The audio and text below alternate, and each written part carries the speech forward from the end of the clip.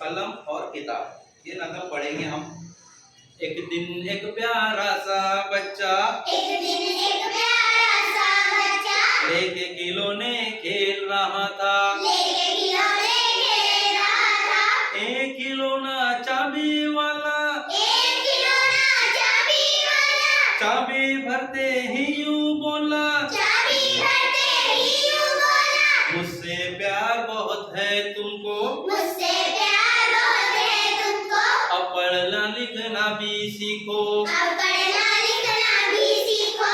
एक किताब ने भी मुंह खोला, एक किताब ने भी मुंह खोला, जल्दी से फिर कलम भी बोला। जल्दी से फिर कलम भी बोला। रंग बिरंगी दुनिया अपनी, रंग बिरंगी दुनिया अपनी, करके देखो सैर तुम इसकी, करके देखो सैर तुम इसकी। चाहे घोड़ा हो या हाथी, चाहे घोड़ा हो या हाथी, हमसे अच्छा कौन है साथी। हमसे अच्छा कौन है साथी। हमसे रूठ गया जो बच्चा, हमसे रूठ गया जो बच्चा, इसको पढ़ता है पछताना। इसको पढ़ता है पछताना। बच्चा था वो सचमुच अच्छा, बच्चा था वो सचमुच अच्छा, कलम किताब उठाकर